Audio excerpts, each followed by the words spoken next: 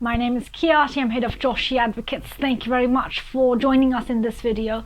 6 ways to British nationality. In the next 5 minutes, we will cover each way, requirements and the documents. So let's begin. The first application is where an applicant has indefinite leave to remain on the 5-year route. So perhaps they entered the UK, for instance, as a spouse and had 2.5 years. Then they were granted an extension on the same basis. So they have indefinite leave to remain, having completed the 5-year route. The other is a Tier 2 visa. So when someone had a Tier 2 sponsor to work in the UK as an overseas migrant, and they again completed the 5 years under the Tier 2 sponsorship, they would have indefinite, and then they would be eligible for nationality by naturalization.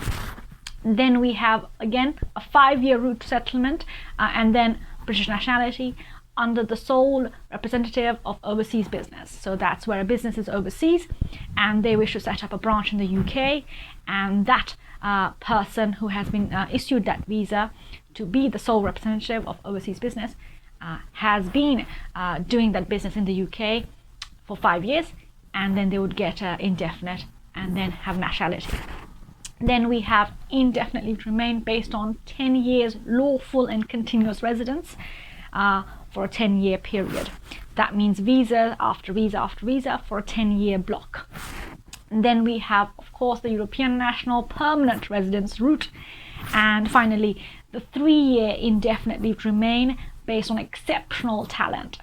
So say that the people in this categories have indefinite leave to remain or permanent residence or settled status under the EU settlement scheme. They can apply for British nationality as an adult by naturalization. The Home Office application AN online form, and they would have the Life in the UK test pass certificate and English language test pass certificate level B1 from Trinity College London. Now, in all these requirements and applications, there is one main requirement, which is of good character. So even where the Home Office has already granted the person indefinite leave to remain, that is not to say that the British nationality is a guarantee. Home Office will again do a check on good character. So please be careful when you have permanent residence to see if you're eligible for British nationality by naturalization. Now, in respect of absences, say the person has indefinite leave to remain or permanent residence or settled status, the person must not have left the UK for 90 days in the year prior to making the British nationality application. For example, say the person had indefinite leave to remain or permanent residence or settled status in 2019.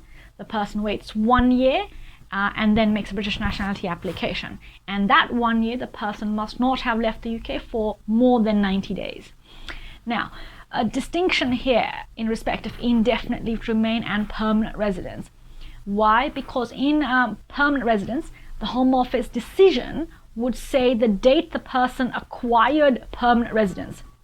So if that date in the decision is 2015, for example, that person does not have to wait for 1 year. That person can immediately make an application in 2020. Right, I hope that makes sense and it's clear of the routes to British nationality.